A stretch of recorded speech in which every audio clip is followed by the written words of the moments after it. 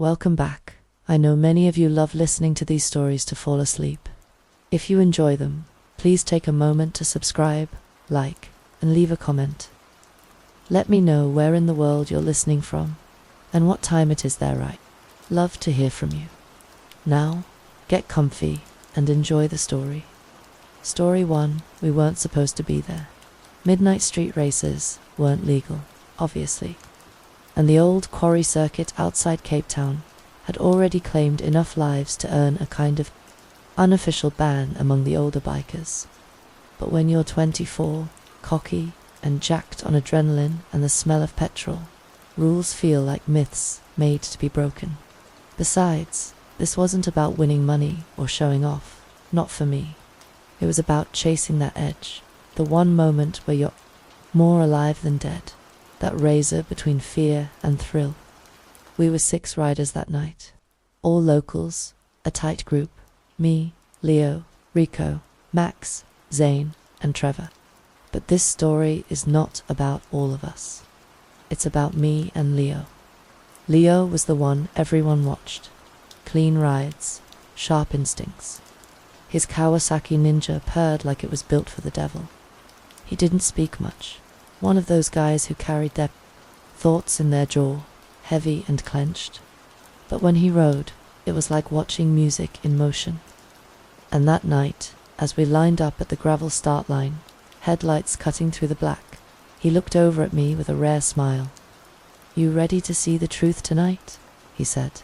"What truth?" I asked, half laughing. He leaned closer. "Sometimes, this place, it shows things." I brushed it off. Leo had always been a bit spiritual, for lack of a better word. Spoken riddles, told stories that sounded like they belonged in dusty books, not on a motorbike trail. But when the flag dropped, all that vanished. The race began. The quarry circuit wasn't marked, just rough paths curved by years of illegal rides. Some sections tight and dangerous, others wide and dusty. No lights, no barriers, just our headlamps and the screaming echo of engines. We tore through the first 3 laps like demons. I kept close behind Leo. My Yamaha didn't have the grace of his Ninja, but I knew the path better. Zane and Rico were way behind us, and I think Max pulled out after a skid in lap 2. By the 4th lap, it was just me and Leo. That's when it started getting strange.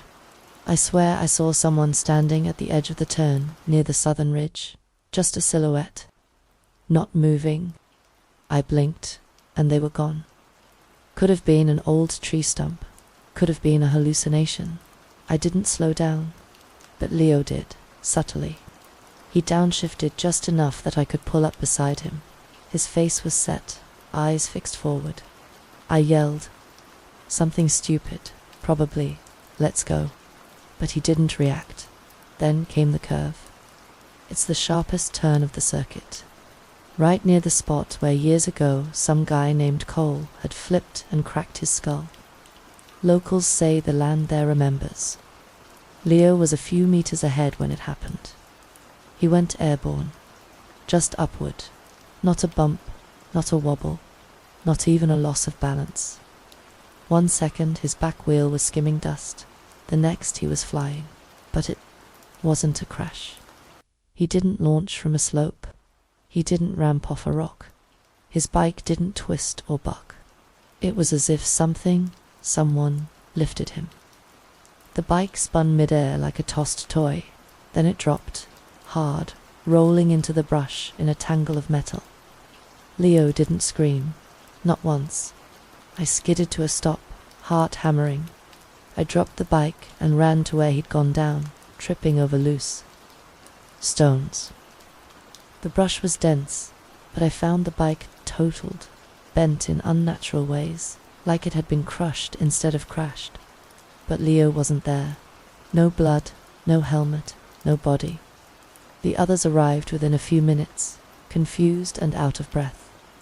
I kept shouting. He was right in front of me. I saw him go up.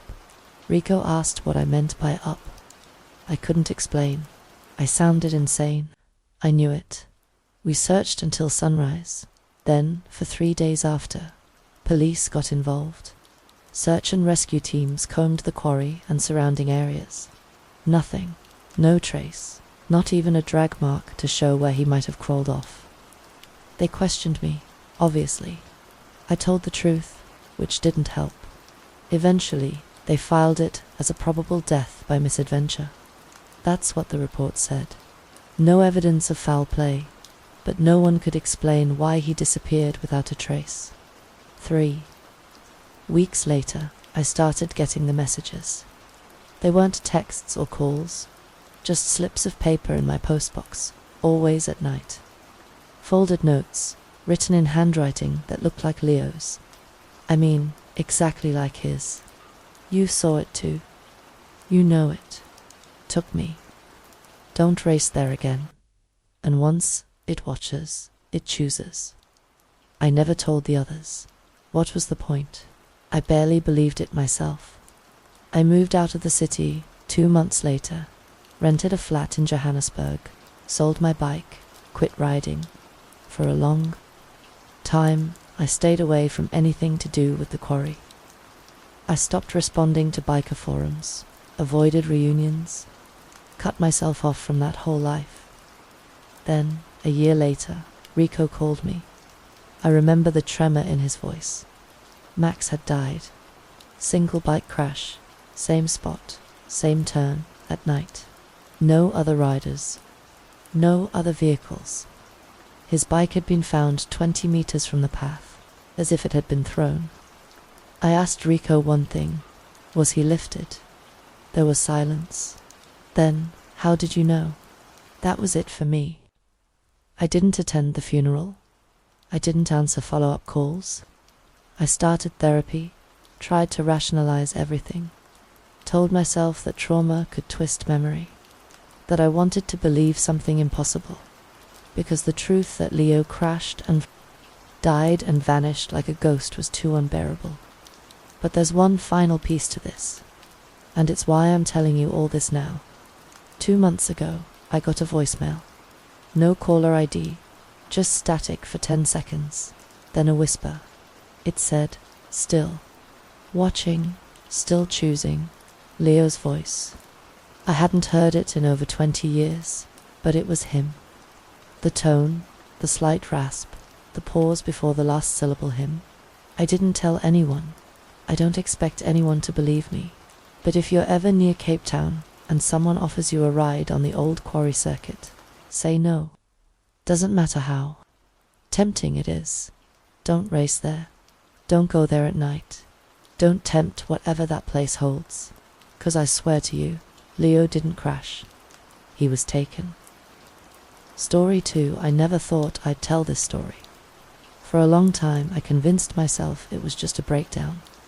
Stress, fatigue, maybe a touch of hypothermia messing with my head. But after all these years, I still remember every detail like it happened last night. And not a single part of it has ever made sense in any normal way.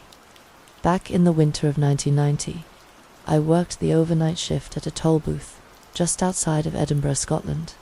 Quiet place. We were the only staffed booth for miles along that stretch, which didn't get much traffic, even during the day. At night, you'd be lucky to see a dozen cars from midnight to dawn. It wasn't the most exciting job, but I was 24, single, and happy to get paid to sit in a booth and listen to tapes on my Walkman. There were worse ways to earn a living. That particular night started off like any other. I remember unwrapping a ham sandwich around 11, pouring myself lukewarm tea from a thermos, and switching on the small radio we were allowed to have inside. The weather was turning rough, snow piling in fast, but nothing out of the ordinary fall. December, I had already shoveled around the booth earlier, and had the small heater going to keep my toes from freezing off. The weirdness started around 1:30 a.m. when a red Peugeot pulled up. I barely noticed it at first, busy scribbling something in the logbook. When I looked up, the driver had already rolled down his window, holding out exact change. Middle-aged guy, heavy coat, looked nervous. Nothing unusual there. But as I leaned out to grab the coins, I noticed his rearview mirror. It was gone. Not just adjusted weirdly or dangling, but completely snapped off. The metal arm was still there, bent upward slightly, like someone had yanked it forward with force. He must have seen me staring, because he gave me this tight smile and said, "Weird, innit?" Wasn't like that when I got on the road. I laughed, more out of politeness than anything. Maybe someone doesn't like being followed. He didn't laugh. His face just fell flat. Then he muttered something like, "That would explain it, wouldn't it?" and drove off without another word. A few minutes later, another car, this one a blue Vauxhall, came through. Young woman at the wheel, eyes wide, breathing heavily like she'd been crying. I asked if she was okay, and she nodded too fast, shaking. As she handed me her coins, her mirror was missing too. Not just broken, ripped clean off, like someone had grabbed it and snapped it sideways. I almost said something, but the way she looked at me, like she was afraid even to speak, made me shut up. She sped off the second the gate lifted. It was just enough to raise my neck hairs. Still, I'm a rational guy. I told myself maybe the storm had blown something onto the road and people were swerving, breaking their mirrors on a post or branch. But then it kept happening. Car after car, every 20 minutes or so, and each one missing that same mirror. Always the driver's side, always torn off at the same angle. By 3 a.m., I'd seen 7 cars go through like that. No two looked the same, no drivers seemed connected, but they all had the same thing in common. And every one of them looked shaken, not just the way you'd look after a near miss. I'm talking pale, darting eyes, hands trembling on the wheel, barely able to answer me when I asked what happened. Finally, one driver cracked. It was a man in his 30s, driving a small van. He pulled up with both hands gripping the wheel like he'd fused into it. When I stepped forward, he refused to roll his window down. Instead, he held the coins against the glass with a shaking hand, mouthing something I couldn't make out. I pointed toward the speaker. "You all right?" He leaned close, speaking just loud enough for the mic to pick up his voice. "Don't look behind me." I blinked. "What?" "Whatever you do," he said, "do not look behind my van." I didn't know how to react. I mean, who says something like that? I waited a second, half expecting him to smile and admit he was joking. But he just sat there, eyes locked on mine, sweat beading across his forehead despite the cold. Then he said one more thing. "It only comes when you look back." I felt a chill then, not from the air, but from the certainty in his voice. He wasn't messing around. And when he drove off, I didn't look behind his van. I couldn't. That's when the silence hit me. Like the world outside the booth just stopped. No wind, no snow falling, no humming from the power line overhead. Even the heater's buzz seemed to fade into nothing. It was like the booth became a sealed bubble. Then my phone rang. Now, this was one of those old rotary phones, bolted to the wall, only to be used for emergencies. No one ever called us unless something serious was happening. I stared at it for a few seconds before answering. "Toll Station 3, I said. There was no voice, just a sound. Slow, crackling breathing, close to the receiver, like whoever was on the other end was trying not to make noise, but couldn't help themselves. My first instinct was to hang up, but I didn't. I listened.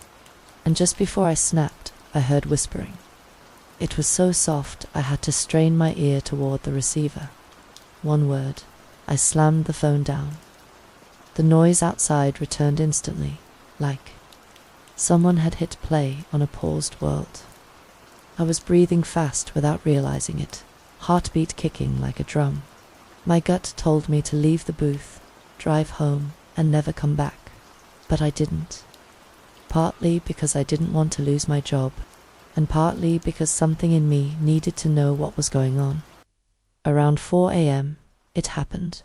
I was sitting with the logbook open, trying to keep my eyes off the mirrors on the cars, trying not to imagine what would happen if I looked too long. A white sedan approached, lights dim. The driver was a young guy, maybe college age, wearing a parka with the hood up. He looked dead ahead, didn't blink, didn't speak, just held out his money and waited. Same missing mirror. As I reached for the cash, he whispered, "It's on the roof now." I froze mid-reach. "What did you say?"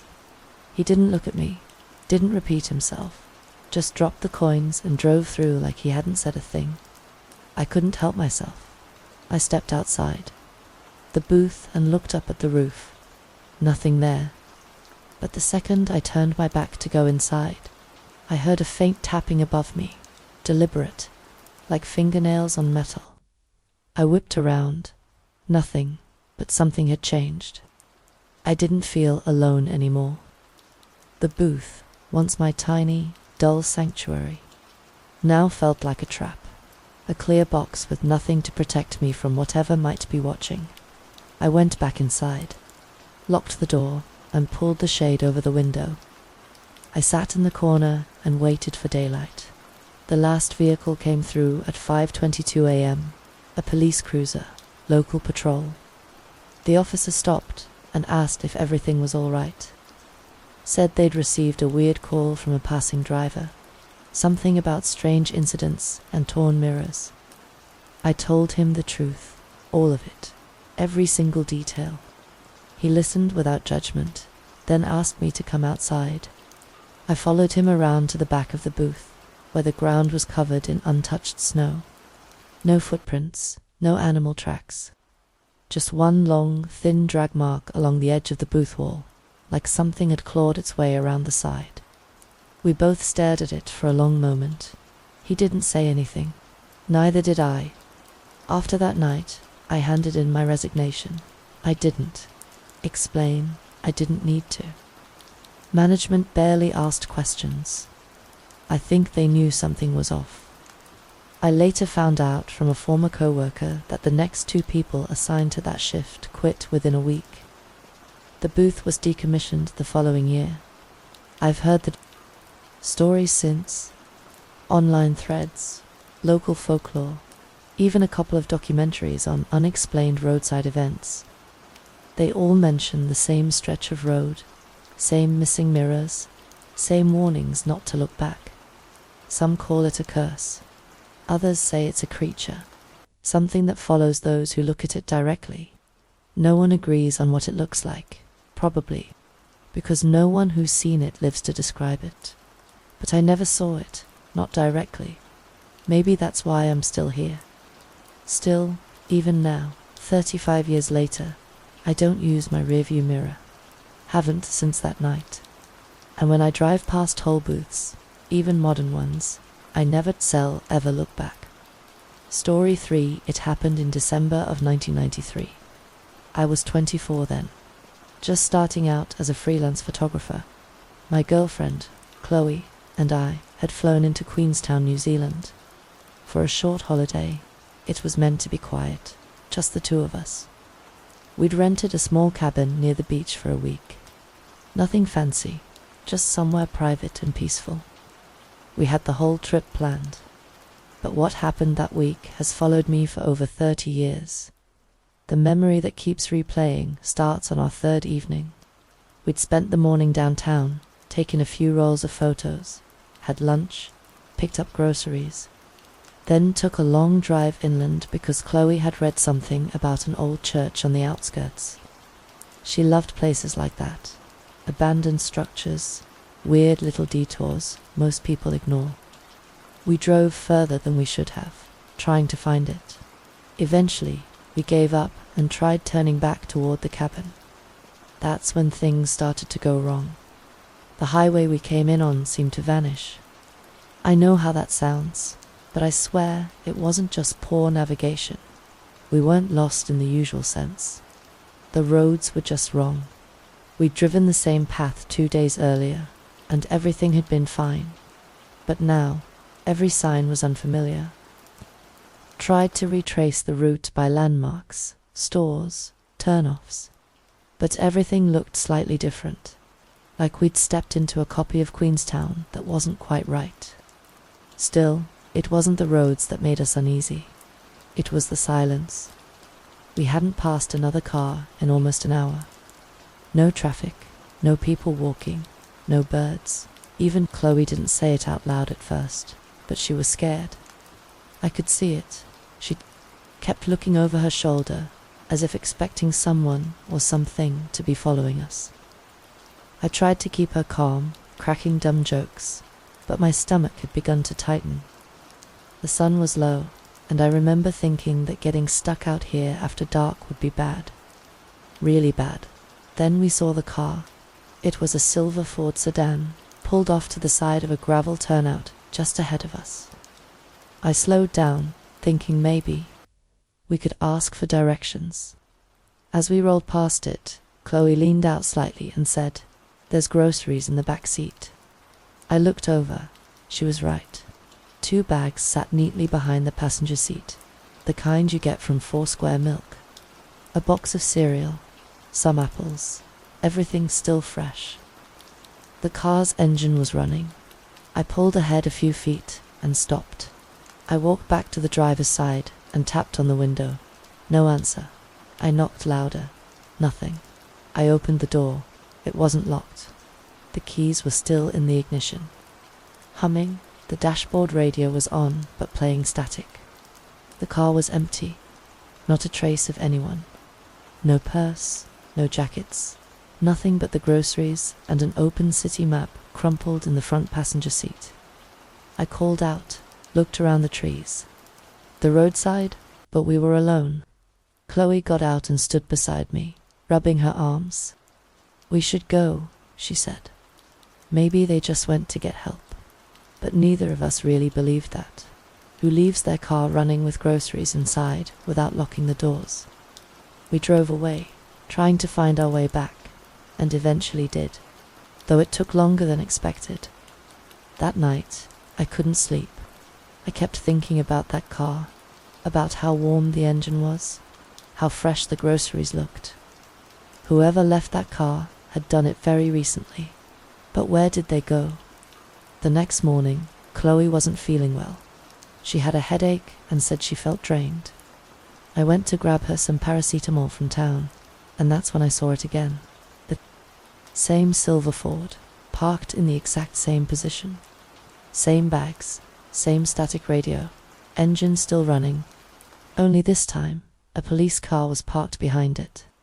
2 officers were standing nearby, one writing in a notepad, the other checking inside. The car. I pulled over and approached them cautiously, told them we'd seen the car the night before. "You saw it last night?" one of them asked. "Are you sure?" "Positive," I said. "It was here. Same place, same stuff inside." They exchanged a look. Then the officer with the notepad asked me if I remembered the license plate. I did. I have a thing for numbers, and this one stuck out. BZ742. The officer's face changed. "That's not possible," he said quietly. "This vehicle was reported missing in 1989. I blinked. "No, that's not right. We saw it last night. Groceries in the back, engine on. It was warm." He shook his head. "A family went missing. Parents and their 7-year-old son. They were driving this car to a rental beach cabin. Never arrived. The car was never found until now." I looked past him at the vehicle. It hadn't changed. Same milk carton, same crumpled map. I felt cold, not just from the information, but from something deeper, like something inside me had been knocked loose. The police asked me more questions, then let me go. I went back to the cabin, told Chloe everything. She didn't speak for a long time, just stared at the floor. Then she said, "I had a dream last night. A little boy was crying outside the window. I thought it was real. That night, we both heard something. A knock, just once, then nothing. We didn't open the door. Neither of us had the nerve. We left Queenstown the next morning. 2 years later, I returned, alone. I don't know why. Maybe I needed to understand, or maybe some part of me hoped it would make sense with time. I went to the local station and asked about the car, the family, anything. The desk officer said the car had vanished again, literally disappeared from the impound lot. No signs of forced entry, no surveillance footage, just gone. They told me the family's names, Mark and Lydia Harrison, and their son, Noah. I went to the rental property they were supposed to stay in. An elderly woman ran it. Said she remembered them. Said they'd booked the place for 5 nights, but never showed. She still kept a photo of the family from when they booked in person. I asked to see it. It took my breath away. They weren't strangers. I'd seen them 2 days before we found the car. We passed a family on a narrow trail near the edge of the beach cliffs. The boy had dropped his toy, and I'd picked it up, handed it back. They'd thanked me, smiled. I remember thinking they seemed out of place, like they were dressed for another time, but I didn't dwell on it. Now, I couldn't stop thinking about it. I asked the woman when the photo was taken. December 1989, she said. I left Queenstown and never returned. Over the years, I tried to move on, tried to tell myself I was wrong, that memory plays tricks, that stress can cause misremembering. But then, last year, I got a letter. No return address, just my name. Inside was a single photo. It showed the silver Ford parked by the gravel turnout, groceries in the back seat, and behind the car, a small figure, a boy, crying. The photo was dated 2 days before Chloe and I found the car, December 16th, 1993. I don't know who sent it. I don't know what it means, but I do know this. Some roads don't lead anywhere. Some stories don't end. They just wait. Story 4. I had been driving for RideLink for about 8 months, mostly doing late night shifts. The money was better after dark, fewer drivers on the road, and honestly, I liked the solitude. Adelaide doesn't have the chaos of Sydney or Melbourne. It's quiet, and the streets get empty fast after 9 p.m. Most of my rides were uneventful. Drunk students, tired nurses, the occasional tourist. I never had any real trouble. But that night, March 11th, 2016, changed everything. I still think about it, even now. Not because I want to. It's like it won't let me forget. It was around 11:40 p.m. I had just dropped off a guy near Glenelg and was heading toward the city centre to position myself for a few more pickups before midnight. I remember checking the app, hoping for a ping, when I saw the request come through. Pickup location, Lambert Avenue. Destination, Adelaide Police Station. No profile photo, just a name. L. What stood out to me wasn't the location or the destination. It was the ride note. I almost never see one, but this one had a single line. Please hurry. He's following me. I hesitated. Every instinct said to ignore it. I wasn't armed. I wasn't a cop, but something about it felt real, desperate. I accepted the ride, took a deep breath, and turned toward Lambert. When I arrived, the street looked empty, no one in sight. I checked the house numbers again and rolled slowly past until I saw her. She stepped out from the shadows between 2 parked cars, wearing a grey hoodie, jeans, and runners. Her hair was tucked up in a cap. She moved quickly, glancing behind her. I hit the unlock button and leaned over. "L," she nodded, almost too fast. "Yes, please, go. Just drive. Police station." She shut the door hard. Her voice was tight and low, like someone who had been holding in tears too long. I didn't ask questions. I just drove.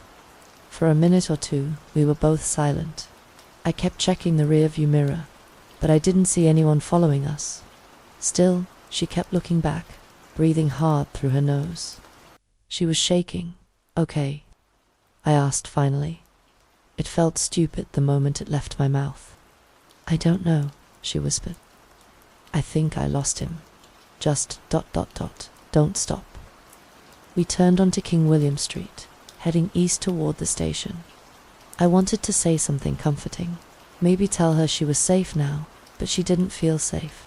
Her body was rigid, hands clutching, the seatbelt across her chest. When we passed under the streetlights, I glanced at her. Her face looked pale, eyes wide and glossy. Then she said something that gave me chills. "He doesn't like it when people help me." She didn't repeat it. She just started murmuring something under her breath, a kind of rhythmic repetition. I couldn't make it out clearly. It sounded like a name, or maybe a date. It was so quiet I wasn't sure if I was hearing it right. I'd pulled up to the police station and turned into the small drop-off area in front. It was a familiar sight. I'd dropped off people here before. I shifted into park and turned to her. "We're here." She wasn't moving. "Hey, you all right?" I reached over slightly, not touching her, just trying to get her attention. That's when I saw the blood. The passenger seat was soaked. I don't know how I missed it earlier. It hadn't been there when she got in, I'm sure of it. But now it was everywhere. Dark, heavy patches soaked into the cushion, streaked along the side panel and seatbelt. Her jeans were clean, her hoodie too. She wasn't bleeding. I blinked hard and looked up. The seat was empty. She was gone. Door still shut. No sound, no movement. It hadn't opened. I swear on everything, I did not hear the door open. I looked around in panic. Nothing. The seatbelt hung loose, like no one had ever touched it. I stepped out of the car, ran around to the passenger side, opened the door. No one, just that smell, metallic and sour. I rushed inside the station. The officer at the front desk looked up, a little annoyed. "I just dropped off a woman," I said, breathless. "She needed help. She was scared, said someone was after her. She ... She disappeared from my car." He raised an eyebrow. "Disappeared?" "There's blood on my seat. A lot. I didn't do anything. I swear. She just vanished." That's when they started taking me seriously. They brought me into an interview room, asked questions, took photos of the car. The seat was still soaked. I saw one of the officers whispering to another. An hour passed, then two. I was starting to feel like a suspect, and I began to panic. I kept replaying it in my head, wondering if I imagined it all. But the blood, that was real. Finally, a detective came in with a folder. "Do you remember what she looked like?" he asked. "Anything you can describe?" I gave what I could. The hoodie, the cap, pale skin, her voice. He opened the folder, pulled out a photo. "Is this her?" I stared at the photo. My stomach dropped. It was her. "Yeah, that's her." He nodded slowly, then placed the folder on the table, his fingers tapping at once. She was reported missing in 2012, 4 years ago to the day. Her name was Lily Martin. 27, she disappeared while walking home from a party. Last seen near Lambert Avenue. No body was ever found. My mouth went dry. "What are you saying?" He didn't answer directly. "You're not the first person to report something like this. Once a year, around this time, we get strange calls. People hearing a woman crying on Lambert, drivers saying someone gets in their car, then vanishes before they reach the station. Every time, same description, always ends the same way. But the blood," I said, "it's real. It's still there." He looked me in the eye. "We've tested it before. It's blood, all right. Human. But the DNA, it's always degraded, like it's been sitting for years." I couldn't speak. I felt like I was floating outside myself. None of it made sense. But I knew what I saw, what I felt. They let me go around 4 a.m. I drove straight home and parked the car in the garage. I didn't drive for a week after that. Eventually, I got the seat replaced. The stain wouldn't come out. I tried to move on, tell myself it was some kind of hallucination, maybe a trick of the mind. But a few months later, I got a message from a former colleague. She sent me a news link. The article was short, buried under local updates. A hiker had found human remains off a service road a few kilometers from Lambert. Dental records confirmed it, Lily Martin. The police ruled it a homicide. The article didn't say much else. I called the station to ask about it, and the same detective got back to me. I asked if they'd closed the case. He was quiet for a long time, then said, "We think someone held her in that area for a while before disposing of her. There were signs of confinement. She didn't die right away." He didn't offer more. Before hanging up, I asked him one last question. "Do you think she knew that she was gone?" "I think," he said carefully, "she didn't know it yet. Maybe part of her was still trying to get help, still trying to finish the ride." I don't drive nights anymore. I switched to morning shifts. Less money, but I sleep better. Some nights, I still wake up thinking I hear a voice from the passenger seat. I keep the doors locked now, even when I'm alone. Especially when I'm alone. And every March 11th, I take the day off. I don't leave the house. I turn off the app. Because somewhere out there, I know someone's still waiting for a ride to safety. And I've already taken that fare once. Story 5. It started with a message from my sister, Clara. She was supposed to arrive that Friday evening, driving down from Barcelona to visit me in Valencia. We hadn't seen each other in almost a year. Clara was a lot of things. Opinionated, loud, brave, but above all, she was committed. As a transgender activist, she had spent the last decade speaking at schools, organizing pride events in rural towns, and lobbying lawmakers. She'd made a name for herself, especially in Catalonia. She was also stubborn, always driving alone. To her events, no matter how much I begged her to take the train, that evening, around 7:40 p.m., she sent me a voice note. "Just past Tarragona, should be there in 3 hours, tops. Can't wait to see your little brother." I smiled when I heard it. She sounded tired but happy. I sent a thumbs up emoji back and went back to prepping dinner. When I looked up again, it was nearly midnight. No messages, no calls, nothing. I called her, no answer. I figured she had stopped for gas or fallen asleep at a rest area. I tried not to worry. Clara was notorious for going off-grid when she was tired. But when I woke up the next morning to find no texts, no calls, and her phone still ringing to voicemail, something tightened in my chest. By noon, I called the Guardia Civil. They were polite but slow-moving. They suggested she might have chosen to stay somewhere overnight. I knew Clara. She never changed plans without saying something. She knew how I worried. Still, they filed a missing persons report and told me they'd notify local stations. I drove to Tarragona myself that evening.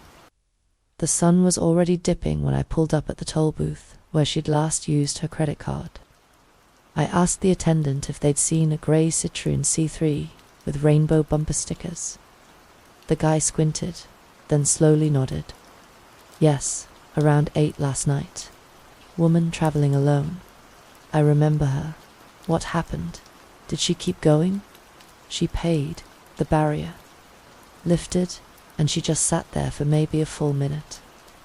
I almost pressed the button to ask if she needed help, but then she drove off, slowly. That's all I know. The footage confirmed it. I watched the grainy black and white video of her car, stopping at the booth. The barrier lifted. She didn't move. Her face, barely visible in the interior light, looked blank. Not frightened, not dazed, just absent. After a long pause, she slowly rolled forward, out of the frame. I left with a pit in my stomach. 2 days. Later, her car was found in Reyes, nearly 90 kilometers away, parked at a dead-end street behind an abandoned factory. The engine was still warm when a local reported it. No sign of Clara, no blood, no signs of a struggle. The only odd detail was her phone, sitting on the passenger seat, softly playing a looping AM radio broadcast. It was faint, garbled. The voice on the broadcast repeated a distorted phrase every few seconds. "Aquí no estás sola. You are not alone here." I listened to it on loop. It didn't sound like any regular station. The static rose and fell strangely, almost rhythmically. When I looked up the frequency, 344.185 AM, I found nothing. It wasn't a real broadcast. The police kept the phone for evidence. I kept spiraling. I returned to the toll booth the following week. I had to understand what happened, retrace her steps. The man working that day was different, young, bored. I didn't even bother asking for help. I just paid the fee and passed through. I stopped 50 meters past the barrier, pulling over on the shoulder, and sat there. I tried to imagine what she saw, what she felt, why she had stopped. The road ahead was straight, flat, nothing unusual. I didn't even notice myself gripping the steering wheel tighter until my knuckles whitened. My heart was pounding for no reason I could explain. Then my phone buzzed. Unknown number. I answered without thinking. At first, there was silence. Then a voice crackled through, muffled, faint. It sounded like Clara. Just one word, Julian. I jerked the phone away and stared at it. The call ended on its own. I tried calling back. Number not in service. I went to the police with the call log. They shrugged it off as a prank or a scam. I insisted it was her voice. I was told grief does strange things. I wasn't grieving. I was searching. A week later, I returned again. I drove through the booth, same as before, same route. This time, I brought Clara's favorite scarf with me. I laid it on the dashboard. I didn't know what I expected, but I needed some kind of connection. Just before reaching the spot where her car paused, my stereo made a popping noise. The radio turned on by itself. Same frequency, same words. I turned the volume down. The knob resisted, like something was forcing it back up. The words grew louder. My vision blurred. A cold flush hit my spine. I slammed the brakes, pulled over, and sat, motionless. I don't know how long I sat there, but I started hearing something else under the radio. A breath, a whisper, something like crying. It was coming from the passenger seat. I turned, and for a split second, just a blink, I thought I saw her. Clara, not injured, not ghostly, just her, silent, watching me. Then she was gone. I drove away like a madman. That night, I listened to old voicemails she'd left. I compared them to the voice in the phone call, the radio. Same tone, same slight accent. It was her. So I went back one last time. I arrived at the toll booth just after 7 p.m., the same time she had passed through. I asked to review the footage again.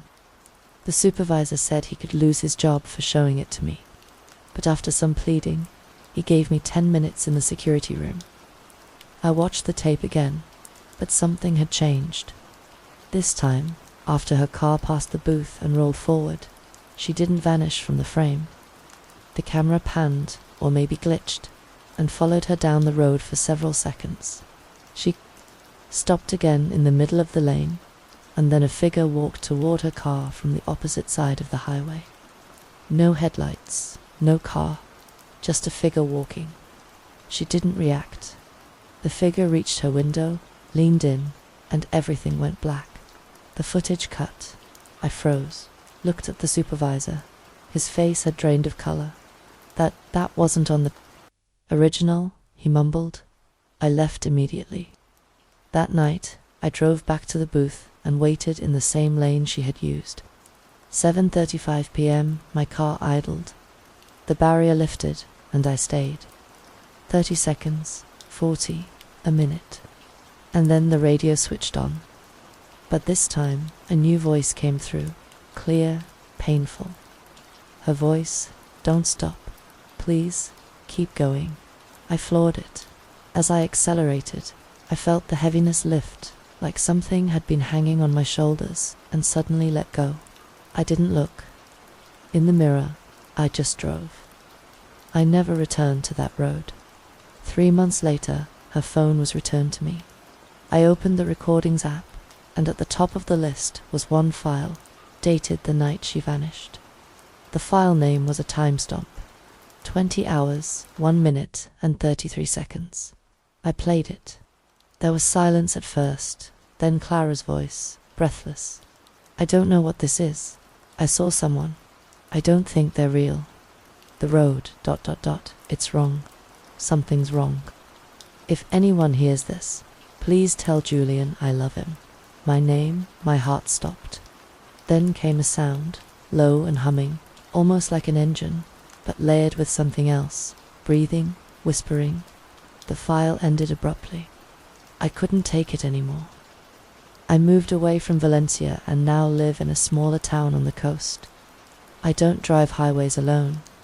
I don't use AM radio. I haven't heard her voice since. Some say grief creates ghosts, that we imagine things to comfort ourselves. But that's not what happened. Clara didn't just vanish. She was taken, or followed, or drawn somewhere I can't reach. But I heard her. She told me not to stop, so I don't. Story. Lil I was in Asunción for a teaching conference. The kind of professional development trip where everything is arranged, down to the breakfast buffet times and name tags. It was summer back home, winter here in Paraguay, but the air still carried that warm, damp weight that reminded me I was a long way from my usual classroom and routine. I'd never traveled this far alone before, and I thought I would be more nervous about it, but instead, I found the solitude oddly comforting. The hotel was nicer than I expected, tall, quiet, with mirrored elevators and smooth, tiled floors that seemed too clean to walk on. I had 3 nights to myself before the workshops began, and I'd planned to do nothing more than rest, maybe catch up on reading, maybe swim. The receptionist had mentioned a rooftop pool when I checked in. "Open 24 hours, she said with a smile. It sounded perfect. Quiet, late-night swims had always calmed me in a way nothing else could. I didn't go up the first night. I was exhausted from the flight and slept early, but the second night I found myself restless. I had eaten something too heavy, and I was pacing the room, trying to read, but rereading the same paragraph over and over. I glanced at the little folder of hotel amenities on the desk and saw the pool mentioned again.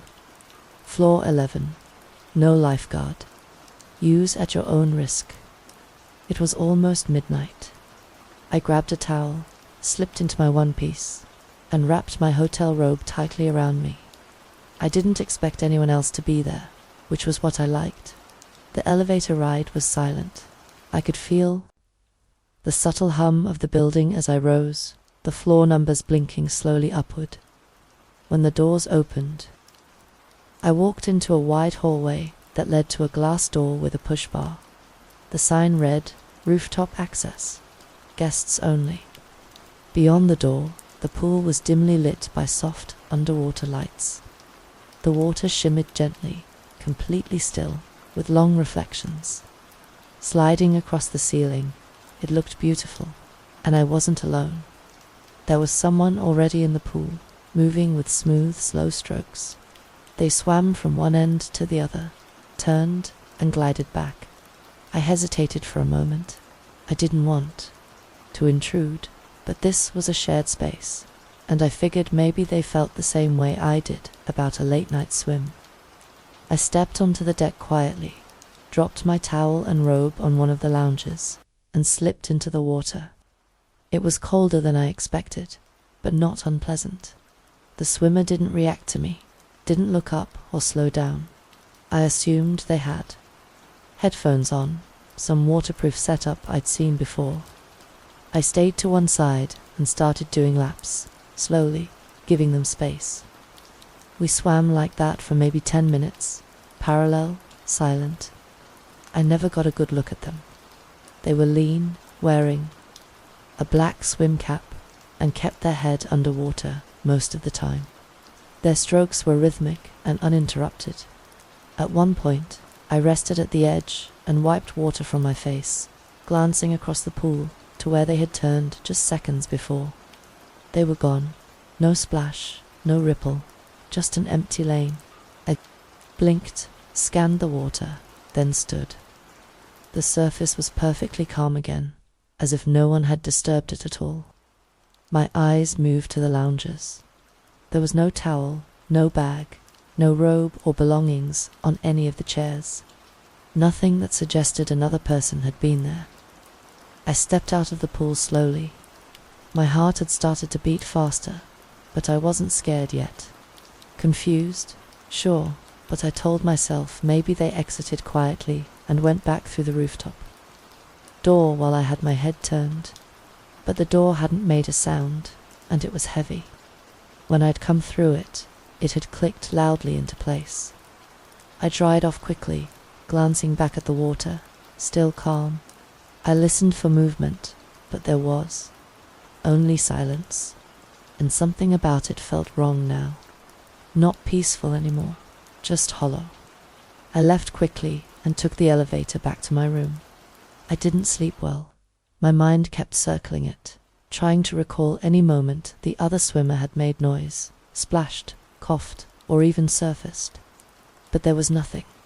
Just the movement, back and forth, until they were gone.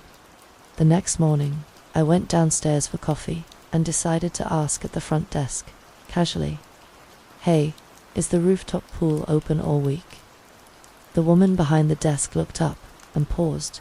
"It's actually closed for maintenance since Monday." "Why do you ask?" I laughed awkwardly, thinking I'd misunderstood. "Oh, I thought it was open. I was up there last night. It seemed fine." She looked at me a little longer than necessary. "Did someone let you up?" "No, I used my key card." The elevator opened, and the door wasn't locked. Her brow furrowed. "Ma'am, the lights are off, up there. It hasn't been in service since the plumbing issue. It should have been physically locked. I'll check with facilities." I didn't say anything more. I didn't want to sound dramatic. Maybe it had been a mistake. Maybe someone forgot to lock it, or I was remembering it wrong. I spent the day in workshops, trying to ignore the feeling that I hadn't imagined it, that the person swimming beside me hadn't been just a reflection, or a dream, or a slip of the mind. That night, I didn't go back to the pool. But the next morning, I saw something that made my skin crawl. I was on my way to breakfast, passing the lobby. A man at the concierge desk was asking about the rooftop. I didn't pay attention until I heard the words. I thought I saw someone. "Up there last night. Looked like they were swimming." I turned. He caught my eye and smiled nervously. Weird, right? It was late, around midnight. I was on a call in my room and looked out my window, saw someone doing laps. Thought it was strange the pool was open. The receptionist gave him the same answer I got. Closed for maintenance. Locked. We exchanged a look, and I knew he'd seen it too, the same swimmer. I didn't press it. I didn't want to get into it in the middle of the hotel lobby. But later that day, I asked housekeeping if anyone had ever, mentioned anything odd about the rooftop. One of the younger staff, a quiet girl named Natalia, hesitated. She said, years ago, before the remodel, someone drowned up there. A local swimmer. He wasn't supposed to be using it at night. The lights were off, the cameras weren't working, By the time they found him, he was already ... double quotes, she trailed off. I asked if anyone ever saw things now, and she shook her head quickly. We don't go up there. I thanked her and walked away, stomach twisting. I left the hotel the following day. I didn't use the elevator again. I took the stairs. I couldn't shake the image of that swimmer. How silent he was. How effortlessly he moved. How he vanished. I told myself it was just my imagination. Just a coincidence. Just a swimmer who left quietly. But every time I swim now, I find myself watching the water beside me, waiting for someone to appear or disappear. Story 7. I never planned to tell this story again. Not because I fear people won't believe me, but because deep down, I wish I didn't believe it myself. But some things cling to you, no matter how much time passes, like cold air under your skin or a sound that never fades. What happened to me? In Estonia during the winter of 1987 wasn't a dream, wasn't a mistake, and it wasn't something I imagined. I lived it, I survived it, and even now I carry it. Back then, I was 26 and working as a logistics coordinator in Poland. It wasn't a glamorous job, mostly making sure that bus routes were being followed and transport arrived where it needed to. This was still during the Soviet era, so everything was layered in silence and protocol. You didn't ask too many questions, and you certainly didn't wander far from your post. That's what made what I did that week so unusual and dangerous. The week it happened, I'd been reviewing bus schedules and noticed a strange delay on Route 92, a mountainside route used mainly to connect the outlying villages. A driver named Igor had left Tallinn with a half-full bus and was supposed to arrive in the rural town of Lahemaa by mid-afternoon, but he never made it. His radio last pinged in the hills about an hour outside the city. After that, nothing. Normally, this kind of delay wasn't unheard of. Snow, mechanical issues, broken radio, but something felt off. Igor was meticulous, never late, never unresponsive. His bus logs were cleaner than most desk reports. I flagged it, of course, and filed the usual paperwork. But when 2 days passed and still no word came, I got worried. Management seemed content to let it be. Wait for the snow to thaw, they said. It's probably just stalled. But I couldn't. I didn't know Igor well, but we'd shared drinks twice after his shifts. He once told me his worst fear was dying on the job and nobody noticing. That stuck with me. On the third morning, I borrowed a government truck, not technically allowed, and drove the route myself. I started early. The road was rough, barely passable in places, but nothing I couldn't handle. I passed the usual waypoint. Empty outposts with no signs of disturbance. About 40 kilometers out, I saw it. The bus parked neatly off the road, like someone had simply pulled over for a smoke break. No signs of an accident, no damage to the exterior. It looked fine, but that's where the normal ended. I parked behind it and walked up slowly. I tried to tell myself it was just a stalled vehicle, but my instincts screamed otherwise. The bus door was closed but not locked. I stepped up, knocked once out of habit, maybe, and opened it. The smell hit me first. Not blood, not rot, just cold metal and something sharp I couldn't name. I called out. Nothing. The bus looked like a frozen time capsule. Every seat was filled, but not with people. Not anymore. Each seat held a passenger, yes, but they were dead. All of them. Their skin was pale, their eyes open, some mid-expression, and every single one of them was dusted in a fine layer of snow. Not flakes, not slush, snow, as if it had fallen from above and settled on them gently. Like frost on a window, I stumbled backward, almost fell, heart hammering in my throat. I ran outside and threw up. Then I forced myself back in. I don't know why. Maybe I thought I could still help someone. Maybe I didn't want to abandon Igor. I moved through the aisle, counting 21 bodies. Men, women, even to children. No wounds, no panic in their expressions, just a strange stillness. Then I saw him. Igor slumped in the driver's seat, hands still on the wheel, his head tilted slightly as though listening for something.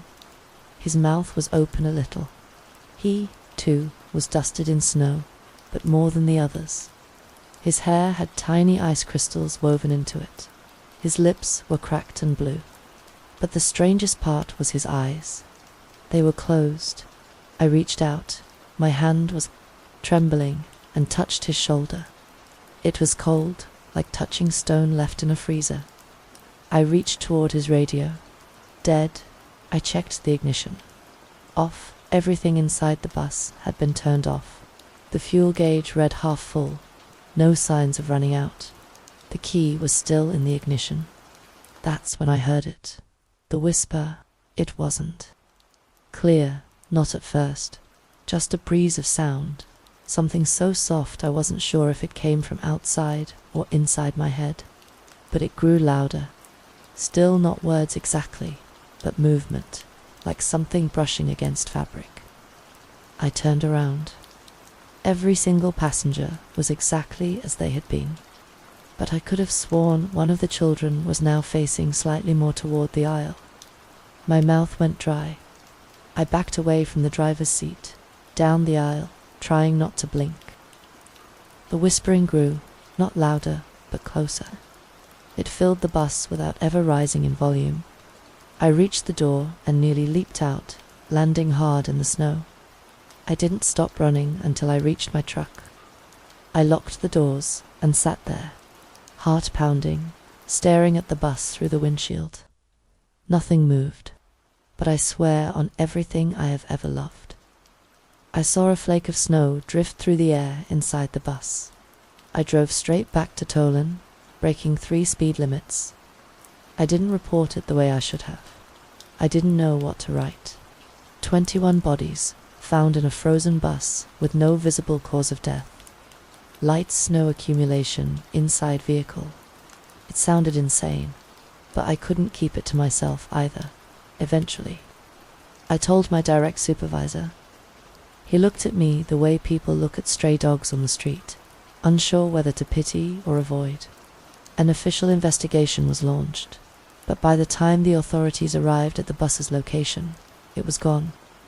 I know how that sounds, but I mean that literally. Gone, vanished. The tire tracks were still there. The prints I'd left, but the bus, nothing. They accused me of making it up. I was suspended, later transferred to desk work in a different division. I never heard what they told the families. For years, I stayed quiet, buried it. I even convinced myself I'd imagined parts of it. Maybe the snow was just frost. Maybe they died from carbon monoxide. Maybe the bus had been towed before the investigators arrived. But that whisper, ... I never forgot it. Last year, I found an old driver's logbook in a second-hand store near the edge of town. Just curiosity, I flipped through it. Names, routes, signatures. Then I saw it Igor's name, in his handwriting. Route 92. The date, 3 days after the day he vanished. The book was real, the ink fresh. And beneath his name, a note in small script. All are accounted for. Still waiting. I left the store without buying anything. I didn't sleep for 2 days. That's all there is. That's what happened. I don't know why they died, or why the snow was there, or where the bus went. But I know what I saw. I know what I heard.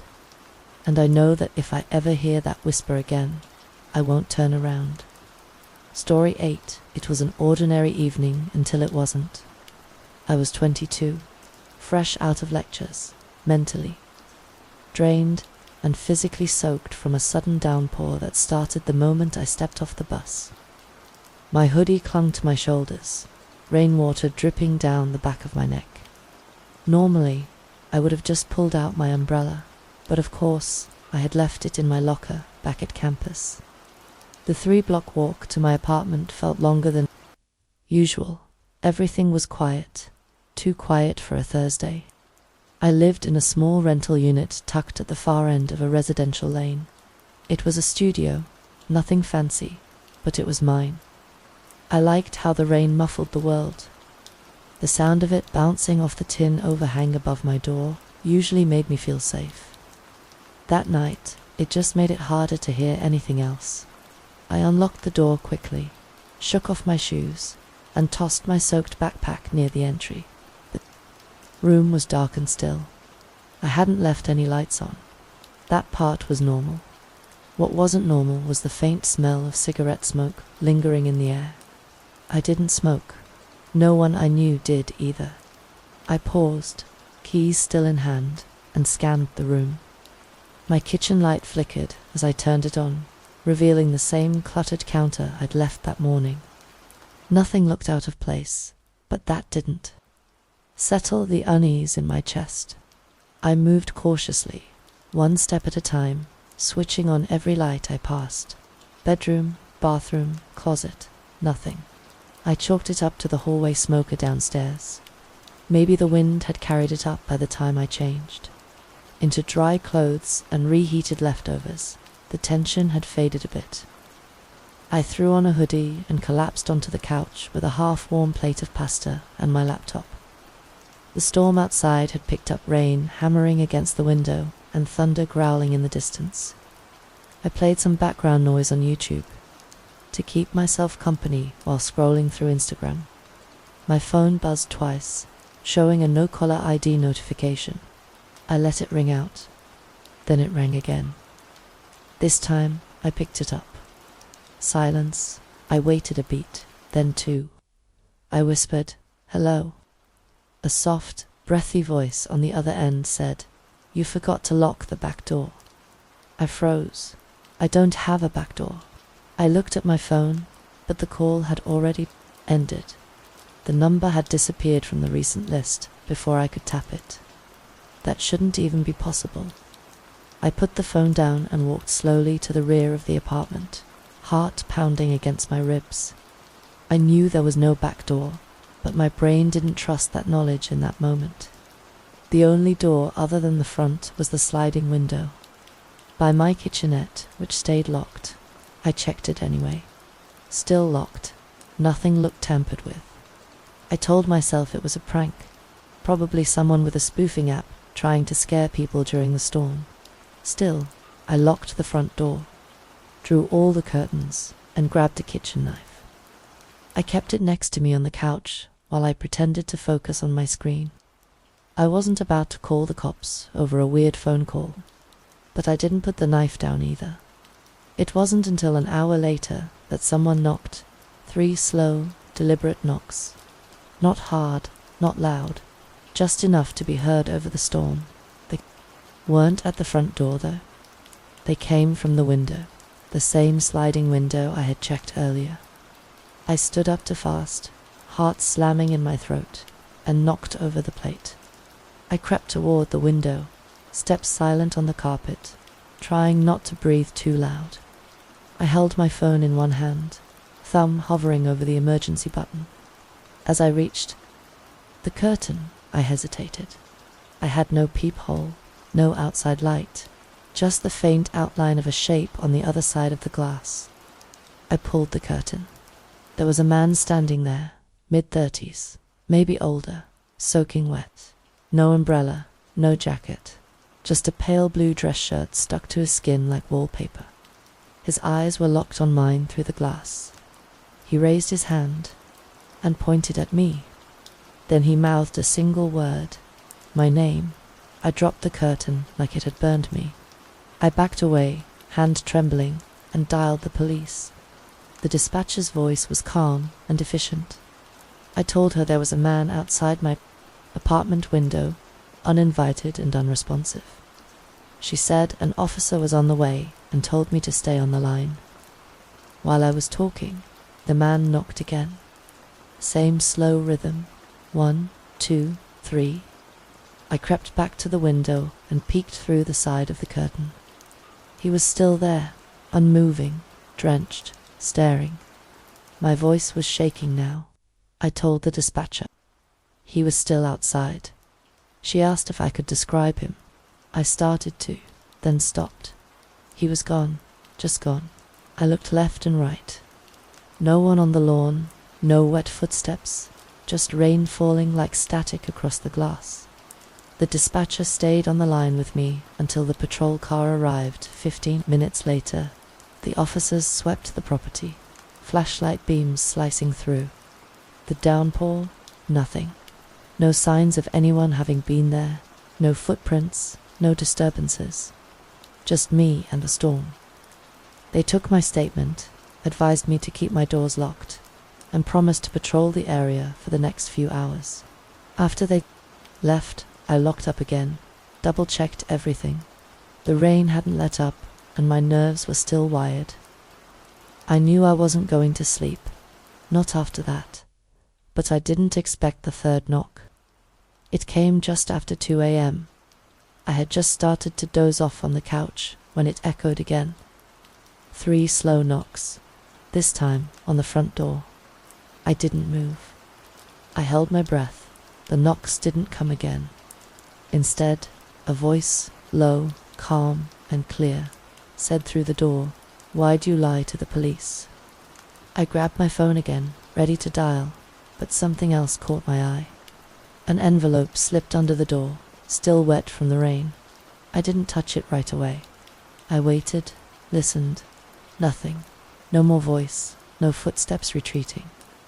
I finally picked up the envelope. My name was written across it in blocky, uneven letters. Inside was a photo. It was me, sitting on the couch tonight. My hands were still trembling when I slid the photo back into the envelope. I checked the window, checked the peephole, checked everything again. No one was out there. But that didn't mean they weren't watching. The photo was too fresh. Same clothes, same plate of half-eaten pasta next to me. It was taken tonight, maybe minutes before the first knock. I grabbed the knife again and backed into the kitchen, heart racing. The storm outside had become a blur, drowned out by the thunder in my own chest. I should have left then. I should have run. But where do you go at 2 a.m. when someone out there already knows your name, your layout, your habits? I didn't sleep. I sat on the floor behind the kitchen island, knife clutched in one hand, phone in the other, trying to think of anyone I could call that late. I didn't want to sound crazy. Saying someone left a photo of me on the floor felt like something out of a bad thriller. But it wasn't paranoia. It was real. I had the photo. I had the envelope. I just didn't have answers. I stared at the wall clock for hours, until daylight started bleeding through the slats and the blinds. My limbs ached from staying curled up so long. I finally stood up, legs shaking, and made myself open the door. Nothing. No more envelope. No one waiting outside. I stepped out, barefoot, onto the wet concrete. No footprints, no tire tracks, just the smell of mud and damp leaves. I felt like I was going to throw up. I walked straight to the leasing office, a block over, and asked to see the security footage. I was polite at first, then desperate. They said the cameras weren't functioning during the storm, something about a circuit issue. They gave me the same shrug the cops had. I skipped class that day. I went back home, locked the door, and kept the knife within arm's reach. Around 2 p.m., I called my cousin Darren and asked if I could crash at his place for a few nights. I didn't explain why, just said it was important. He didn't ask many questions. He came over within the hour. As soon as he stepped in, his first words were, "It smells like someone's been smoking in here." I wasn't going crazy then. He smelled it too, that lingering trace of someone else. Someone who'd been here when I wasn't. Before we left, I packed a bag quickly. I brought my laptop, a change of clothes, and the envelope. Darren waited in the car while I locked up. The drive to his apartment was quiet. He turned the radio on halfway through, some upbeat pop song clashing awkwardly with my mood. I didn't say anything, just stared out the window, still seeing that man's eyes every time I blinked. We stayed up late talking. I finally told him what had happened. He believed me, maybe not all of it, but enough to know I wasn't imagining things. That night, I slept for the first time in 2 days. The next morning, I went back home with Darren. Daylight made everything feel safer. I just needed to grab a few more things. We were inside maybe 5 minutes before he stopped cold in the living room. There was another envelope on the table. I knew I hadn't left it there. He picked it up before I could. Inside was another photo. This time, it was him and me leaving his apartment, taken just hours earlier. That was the moment we went straight to the police again. I gave them everything. The new photo, the original envelope, my phone records. They opened a formal investigation. Promised they'd increase patrols, but they still couldn't do much unless the guy tried to break in or hurt someone. They logged it as harassment, maybe stalking, nothing immediate. I went back to Darren's and didn't leave for 3 days. The third night, his fire alarm went off around 3 a.m. No fire, just a blaring noise that wouldn't stop. While Darren dealt with that, I got a notification on my phone. It was an email. Subject line, "You should have stayed home." There was no text in the message, just an attachment, a video. It was grainy, from a phone camera. I was in the frame, sleeping on Darren's couch. It was from the living room window. The timestamp said it had been filmed an hour ago. That broke something in me. I filed a restraining order the next morning. The police launched a digital trace, but couldn't find anything. Whoever this was, they were good. No prints, no tracks, no IP, no history. Just eyes, watching me, knowing where I went, who I was with. When I slept, Darren installed a security camera on his balcony and another near the door. I stayed there another week. Every night, I slept with the kitchen light on. Nothing happened for 5 days. Then, on the 6th night, the camera caught something. At exactly 1:42 a.m., a man walked into frame. Same blue shirt, same dead stare. He stood facing the window, just out of direct light. He raised his hand and tapped the glass once. Then he smiled.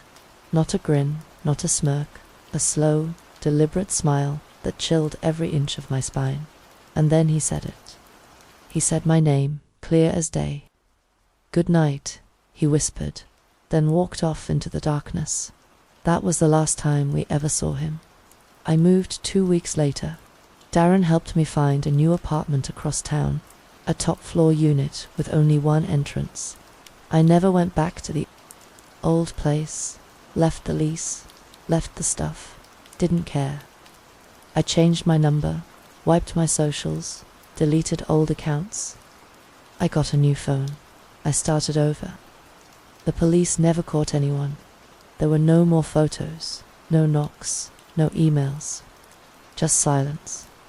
So then, on a quiet, rainy night, almost a year later, I came home from work, tired and wet. I tossed my coat on. The chair heated some leftovers, and opened the mailbox on my door. Inside was a small white envelope, blank, and inside that was a photo. It was me, sitting at my desk tonight. Story 9, it was a quiet night, the kind of night where everything seemed still. The streets were almost empty, and the city felt like it was asleep. I had just finished a long shift driving my taxi through the streets of Helsinki, and I was looking forward to heading home, getting some rest, and starting the next day fresh. It was already past midnight, and I wasn't expecting to pick up any more fares. But as I was driving through a quiet part of town, I saw her standing at the curb, waving her hand in the air to get my attention. I slowed down and pulled up next to her. She was a woman in her early 30s, wearing a dark coat. her hair pulled back in a neat ponytail. She looked like she had been out for a while, maybe at some late-night event, and I could tell from her tired eyes that she was ready to get home. She slid into the back seat without saying a word, and I immediately started driving. "Where to?" I asked, glancing at her through the rearview mirror. "Valkyr Katu," she replied in a soft voice, her accent unmistakable. It was an area I didn't visit often, a quiet residential part of the city, a little outside the usual routes I took. But it wasn't far, so I nodded and kept driving. The ride was quiet, which wasn't unusual for late-night fares. Most people were too tired to talk, and I didn't mind the silence. I focused on the road, the hum of the tires on the asphalt, and the occasional flicker of streetlights passing by. But there was something about her, something in the way she was sitting, her gaze fixed out the window, that made the silence feel heavier than usual. I couldn't shake the feeling that something was off. When we finally reached her destination, I pulled up in front of a small, old building. It was tucked away between two larger apartment complexes, a modest structure that looked almost forgotten by time. She didn't seem in any rush to get out of the car. I could see her in the rearview mirror, staring at the door in front of her, as if she was debating whether or not to go inside. She sighed deeply and then finally said, "Thank you for the ride." I nodded and turned off the engine, waiting for her to get out. But before she did, she looked at me with a strange expression on her face. It wasn't fear, but something else, something I couldn't quite place. Her eyes met mine in the mirror, and I felt a shiver run down my spine. "I hope you're not lost," she said softly, her voice almost a whisper. I wasn't sure what she meant, but I smiled, a little uncomfortable with the odd tone. "I'm not lost," I replied, trying to sound reassuring. She nodded, then opened the door and stepped out of the car. I watched her walk up to the building, her steps slow, deliberate. She didn't look back. And as I watched her walk away, something strange happened. A sense of déjà vu washed over me, like I had seen her before. Or maybe this whole situation had happened before, but I couldn't place it. I shook my head and started to drive away, pushing the weird feeling to the back of my mind. I was tired, and the night was starting to feel like one of those dreams you can't quite remember when you wake up. But as I made my way back toward the city center, the feeling didn't fade. It only grew stronger. As I drove, I found myself thinking about her, about the strange way she had looked at me, the cryptic words she had said. I took a turn, and then, out of nowhere, my phone rang. I glanced at the screen. It was an unknown number. I wasn't sure why, but something told me to answer it. Maybe I was too tired, or maybe curiosity got the better of me. I pressed the phone to my ear and said, "Hello." At first, there was nothing but static, the kind you get when a call drops. Then, faintly, I heard a voice. It was unmistakably her. "Do you know where you are?" she asked, her voice distorted, like a recording of herself playing back at me. The tone was wrong, like someone was mimicking her. I felt my heart race. "What?" I replied, my voice trembling slightly. "I'm just asking if you know where you are."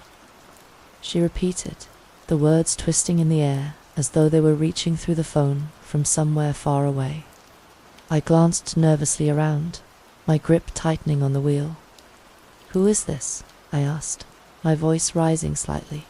"How did you get my number?" The voice on the other end didn't respond immediately. There was a pause. Then I heard something chilling. "You've seen me." The words hit me like a punch to the gut. I froze, the car slowing on its own as my brain tried to process what I had just heard. My blood ran cold, my hands felt clammy on the steering wheel. I hadn't heard her since she had left my car. I wasn't sure if she was playing a prank or if something else was going on. My thoughts were a jumbled mess of confusion and fear. But then I realized something even worse. The address she had given me wasn't far from where I lived. And now her voice on the phone seemed like it was reaching right into my head. I pulled over to the side of the road, my heart pounding in my chest. My hands shook as I ended the call, but I couldn't shake the feeling that something was terribly wrong. I glanced around, my eyes darting between the streetlights. I was on the outskirts of the city, but the streets felt emptier than usual. I didn't want to drive home. I didn't want to go anywhere, but I had to. I had no choice. With a deep breath, I started the car again and turned toward my apartment. As I got closer to my place, I felt the unease build inside me. My mind was still, replaying the words from the phone call, the distorted voice, and the feeling that I had somehow crossed a line I couldn't go back from. I turned onto my street and pulled up in front of my apartment building. When I got out of the car, I looked up at the window of my second-floor apartment, and there she was, standing by the window, looking out at me, the woman from the taxi. The fog didn't come. I woke up feeling silly, packed my camera, and spent the day documenting the ruins. That night, it arrived. It rolled in like a silent tide, just after midnight. I had been reading by lantern light inside my tent when I noticed everything outside had gone grey. Not dark, but milky and flat, like the world had been erased. I stepped out with a flashlight, but the beam bounced off the fog, uselessly swallowed after a few feet, and then I heard it. My name. It wasn't loud. It wasn't even threatening. It was soft, whispered, really, but unmistakable. Claire. My heart stopped. I froze, thinking I must have imagined it. I waited. Nothing. I turned in a slow circle, scanning the woods. Still nothing. I went back into the tent, zipped it shut, and told myself it was a trick of the wind. But I didn't sleep. The next day, I tried to rationalize it. Maybe someone had followed me. Maybe a local kid playing a prank. But no one had known I was going. Not even my professors. I hadn't told anyone except Madame Tremblay, and even she didn't know the exact location. Still, I decided to cut my trip short. I spent that morning packing, but by afternoon the sky had darkened again, and I knew I wouldn't make it back before nightfall. I'd have to stay one more night. That night, the fog came earlier. It poured into the clearing like it had a purpose, thick and heavy. I didn't leave the tent this time. I lay there with the lantern off, clutching my phone, which had long since lost its signal. I don't know when I fell asleep, but I woke up again at exactly 3:12. This time, the voice was louder. Still my name, but more insistent. Claire, then something new. Help me. I didn't move. I didn't speak. I just listened as the fog pressed against the walls of my tent like a living thing. The voice repeated over and over. Sometimes it changed pitch. Sometimes it sounded like a man, sometimes a child. Once it sounded exactly like my own voice. I cried. I don't remember starting, but I was suddenly aware of tears running down my face. I don't cry easily. I'm not the type to panic, but this wasn't fear in the normal sense. This felt like something pushing into me, something deep and cold that didn't belong in the world. And then I screamed. I don't remember deciding to do it. I just opened my mouth and let everything out. I screamed until my throat burned, screamed until I had nothing left. The voices stopped. The fog didn't move, but it went silent in the morning. I packed up in record time and left without eating, without checking the map, without a second look. I didn't stop until I saw the road. I hitchhiked back to town with a fisherman who barely spoke English and asked no questions.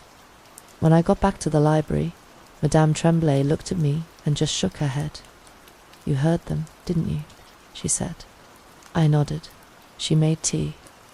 We sat in silence for a long time. Eventually, she told me the rest of the story. During the mid-1700s, after the British took control of Quebec, a small group of French soldiers refused to surrender. They hid in the woods, building makeshift camps and fortifications. When winter came, they ran low on food. The English found them eventually and surrounded the fort. No one knows exactly what happened next. No official records, no documented orders. But the local legend says the English set fire to the outposts and waited for the men to run. When they did, they were shot down in the fog. The screams went on for hours. The villagers buried the bodies. They thought that would be the end of it. But every generation since, someone hears voices, not just names, pleas, cries, begging for warmth, for forgiveness, for someone to remember them. I stayed in Gaspé for 3 more days. I didn't go back to the woods. I didn't tell my professors what really happened, just that I hadn't found anything conclusive. But I started dreaming about it. Not the fog, the voices. They came in different languages, in different tones, always. Just at the edge of sleep. They asked me the same thing. Will you remember us? Eventually, the dream stopped. I finished my degree, moved on, but I never forgot. Every time I read about colonial wars, I think of that place.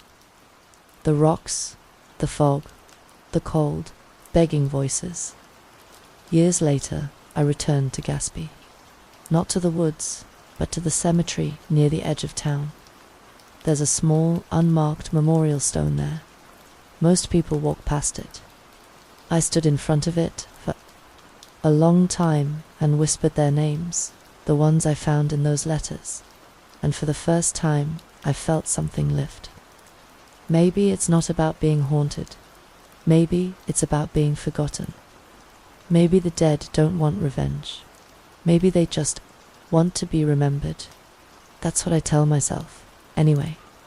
Because if I let myself believe the other possibility, that something still lingers in that fog, something that learned my name and waits for me to return, I don't think I could ever sleep again. Story 12. I still remember the day the rain came. Back red, not pink, not rusty. Red like blood, thick and sluggish on the roof of my small home in Nakuru. The kind that makes your stomach twist because you know something is deeply, deeply wrong. It was 1989. I was 58 then, a quiet farmer, never left Kenya in my life. I'd lived through floods, droughts, even locusts once, but nothing prepared me for that summer. It had been dry for months. My cattle were thin, ribs showing through skin, and I was barely keeping up with feed. Then one morning, clouds rolled in, thick and low, and I prayed for a normal rain. I didn't even question it at first, just ran outside and tilted my face toward the sky. But then I opened my eyes, and the water running down my cheeks wasn't clear. It stained my shirt, my hands. I touched my lips, metallic, bitter. It looked like blood, but colder, thinner, unnatural. I ran back into the house, grabbed an old glass from the shelf, and held it out.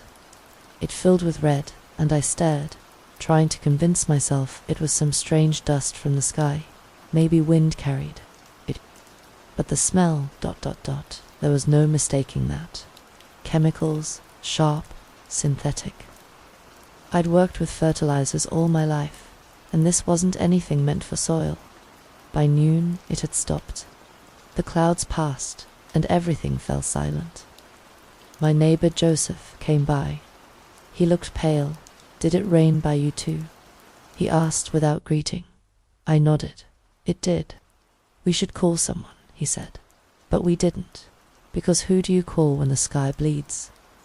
The next morning, 3 of my cattle were dead. No signs of injury, just lying there in the field, tongues out, stiff. I walked among them in disbelief, my boots sinking into the mud soaked with that red water. I thought maybe they'd eaten something bad, but by evening, more were coughing, foaming at the mouth, and not just mine. Joseph's cows too, and Mutiso's down the road. 2 days later, the first child got sick. It was a boy from the primary school. He'd been playing football barefoot in a field where the rain had puddled. Rash on his legs, fever, vomiting. Then another girl, and another. In a week, 6 children were in the hospital, and 1 had died. The government sent someone, one man. He wore a suit, clean and crisp, like he wasn't expecting to step into cow dung or talk to desperate people. He took water samples, soil, didn't say much. Told us it was likely airborne algae or a rare mineral concentration. But we knew better. This wasn't algae. This was poison. I started walking the fields myself. Days after the rain, there was a spot near the eastern fence of my land that always felt strange, even before the red rain. The grass never grew right there, just a patch of discolored soil. I'd never thought much of it until now. That day, I dug. I don't even know why. Call it instinct. A few feet down, I hit something hard. Not rock, metal. A barrel, then another. They were old, rusted, unmarked. But one had cracked. The smell that rose from it made me gag instantly. I stumbled back, my nose burning, bile rising in my throat. I knew then what had happened. That night, I drove to the municipal office and demanded to speak with someone. The clerk there shrugged me off at first, until I threatened to bring the media. Though truthfully, I didn't know any reporters. He finally admitted, after much coaxing, that a company had temporarily stored industrial waste near our land some years back. They were foreign, some European firm that had packed up and left in the early 80s. They had permits, he said. They said it was safe. I asked him where they dumped it. He looked at me for a long time, then quietly pointed to the coordinates. Directly across my fields. I was furious and afraid. We were never told. No warning signs, no fencing. They buried their waste, covered it with dirt, and left it there to rot in the soil. I drove home, shaking, thinking about how many kids had played in that dirt, how much milkweed sold, how we used the same water to bathe. To drink by the end of that month, 7 children were dead. A few elders too, cattle across the village. Dropped like flies. And yet, no one was held responsible. No arrests, no compensation, just silence. The man in the suit returned. He said they'd neutralized the contamination, whatever that meant. But they never removed the barrels, just buried them deeper. We never saw that company again. I wrote letters, many of us did. We received polite responses, sometimes none. We regret your concern. The matter is under review. Nothing real, but summer became known as the bleeding season. Some of us never recovered. Joseph lost 2 grandchildren. My youngest niece was born with tremors. Doctors blamed malnutrition, but I knew better. Even now, I can feel the guilt pressing on my chest. I farmed that land. I drank that water. I let my family do the same. I sold my cattle the following year. The land was never the same. The grass grew in patches, and the earth felt wrong. You can laugh, say it's superstition, but even the birds stopped nesting in the trees near that patch. The goats refused to graze near it. I planted maize once, just to test, and the stalks came out twisted, yellowed, half dead. I tried to move, but where would I go? That land was everything I had. My father's, his father's before him. And yet it felt cursed now, poisoned not by spirits, but by men in suits, with briefcases and careless signatures. Sometimes when I sit alone, I still hear the rain, not the soft patter of normal storms, but that thick, wet slap of red drops hitting the tin roof. It echoes in my memory. I remember the red puddles in the driveway, how they reflected my face like blood-colored mirrors. I remember washing my hands over and over again, but the smell wouldn't leave for days. My skin felt raw, my lungs tight. There's no justice in this story, no satisfying vengeance. The company got away with it. The government moved on. But we remember, every dry season, when the skies grow heavy again, we pray not for rain, but for safety, that it won't come back red. You ask me if it was horror. Yes, but not the kind with ghosts or monsters. The horror was knowing that men can poison children for profit, that governments can bury truth under paperwork, and that justice can die quietly, just like those children did. And the worst part, it could happen again. Maybe it already has, somewhere else, and no one's listening. Story 13. I grew up in Oregon, not too far from the coast, in one of those small, fog-soaked towns where everyone knows everyone and nothing ever really happens until it does. My mum worked night shifts at the hospital, and my dad wasn't around much after the divorce. I was mostly left to my own devices from a young age, and while I wasn't a troublemaker, I did get used to long stretches of silence. I learned how to make boxed mac and cheese by the time I was 8, and by 10, I could stay home alone for days if I needed to. The TV was my babysitter, and the radio kept me company when the silence got too loud. But as I got older, I learned there were worse things than being alone. By the time I was 23, I had moved into a studio apartment on the edge of town. Nothing fancy, just a small, square space above an old hardware store that shut down years ago. The rent was cheap, the plumbing was average, and the creaky stairs made it easy to hear if anyone was coming or going. I liked that. It made me feel like I was in control. I'd gotten used to being hyper-aware of my surroundings. It was the kind of habit that sticks with you when you grow up without a lot of structure. That apartment felt like mine, like a space I could finally settle into. Until one night changed that it started with something small. I came home from a quick run to the gas station and found one of the kitchen chairs pulled out, just slightly, about 6 inches from where I always tucked it in. I noticed immediately because I'm particular about small things like that. I always keep things in the same place, always. I thought maybe I bumped it that morning or left it like that by mistake. I pushed it back under the table and didn't think much of it. But it happened again the next day. And this time it was both chairs, moved at different angles. Not enough to scream Bracken, but enough to be wrong. There was only one door to my place, and it locked from both sides. No broken windows, no signs of forced entry. Still, I changed the locks that afternoon, just in case. I didn't tell anyone, not friends, not my landlord. It felt too strange to explain. Who would believe someone was breaking into my apartment just to move the chairs a little? That night, I went to bed with the lights on. I didn't sleep much.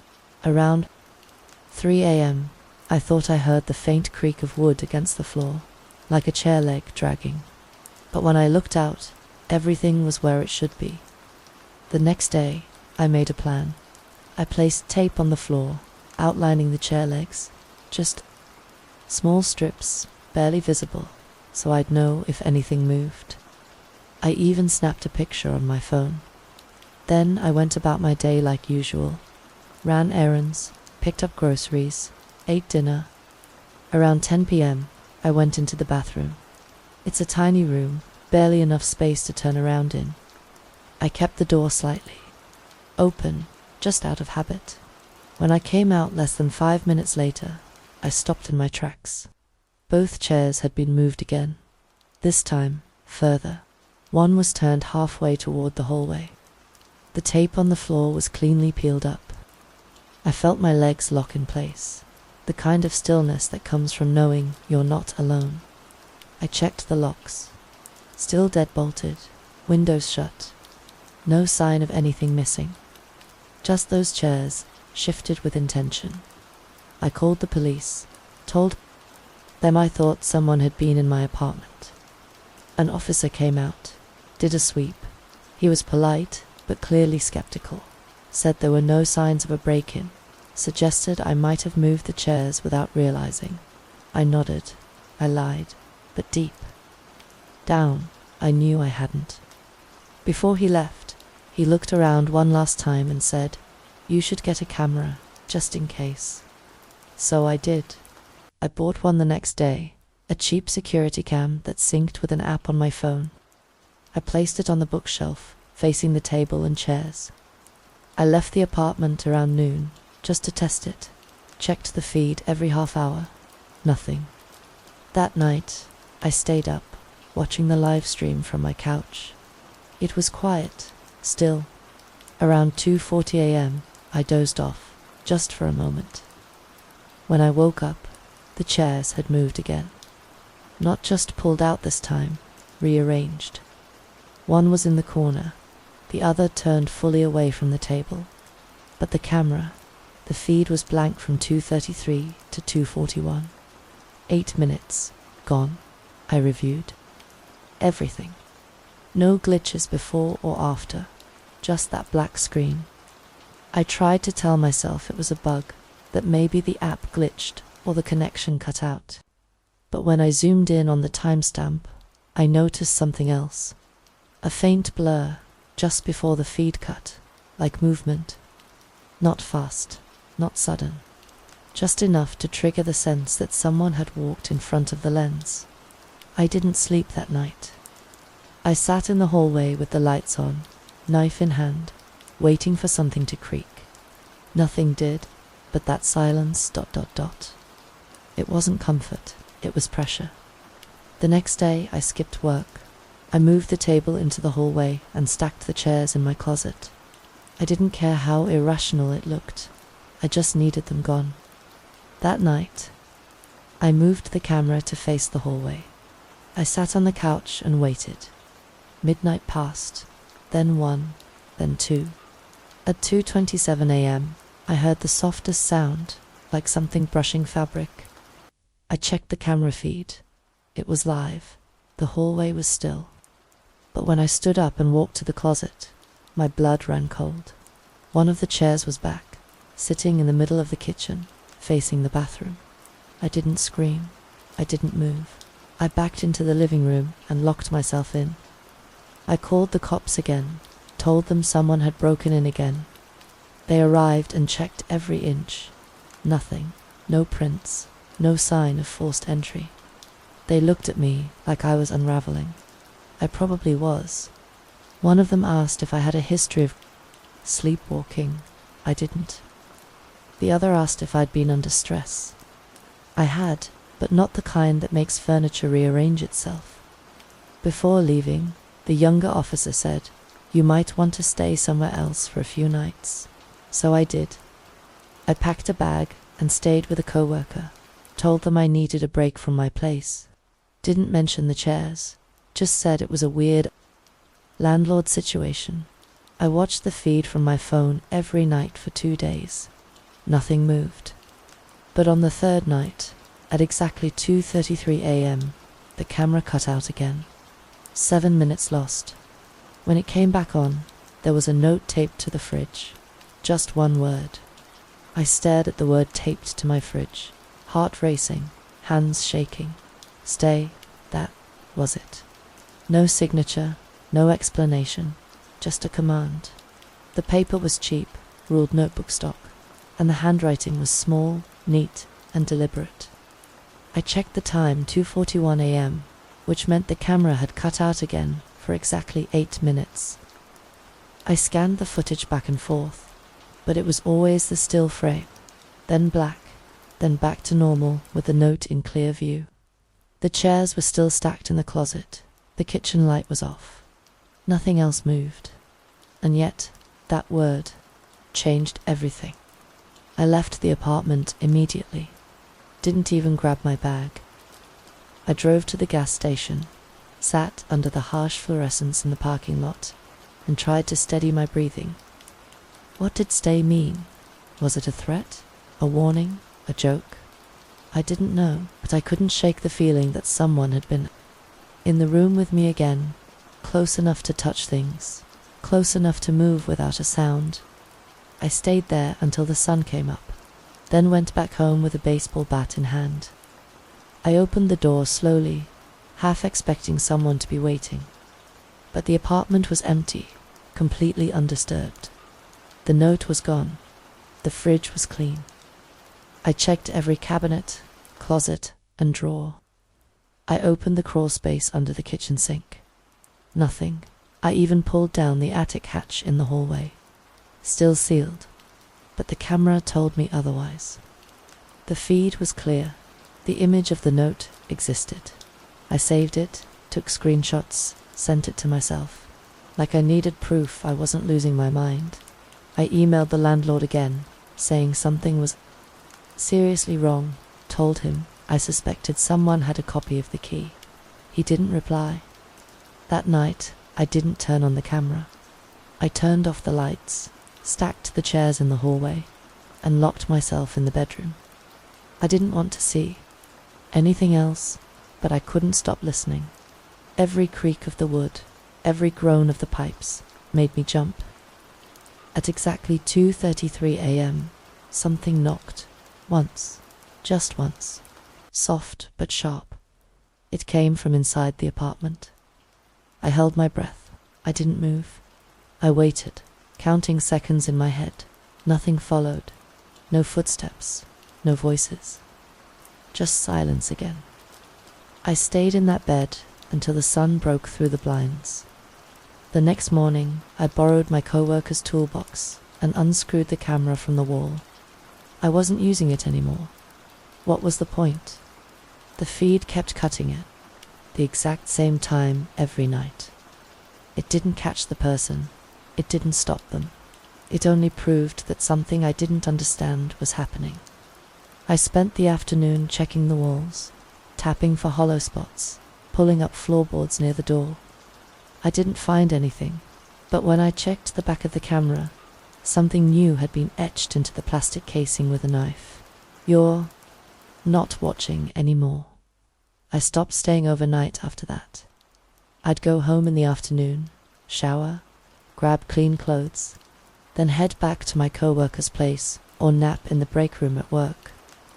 I just needed to stretch it out until I could find a new apartment. I broke the lease and offered to pay the penalty. I didn't care. I didn't explain why. I didn't want to talk about the cameras or the chairs or the single knock in the night. I just wanted to leave. The landlord agreed quickly, almost like he expected it. When I handed him the keys, he didn't even ask why. I moved into a newer place across town. A second-floor unit with multiple locks and windows that didn't face the street. It was small and dull, but quiet. I started sleeping through the night. Again, no camera, no strange notes. The only furniture I had was a futon, a desk, and one single chair. I didn't own a table. I didn't want one. I ate on the floor if I had to. And for the first month, everything was fine, peaceful. Until one night, I came home late from work and found the front door slightly cracked open. My stomach dropped. I knew I'd locked it. I always locked it. I pushed it open slowly, phone flashlight raised like a weapon. The lights were off, but the moonlight through the blinds gave me just enough to see. Nothing was stolen, nothing was broken. The futon was still in place, the desk untouched. But something was different. There, in the middle of the floor, was a kitchen chair. The exact one I'd left in the previous apartment. The one I stacked in the closet. The same dent on the right leg. The same scratch on the seat.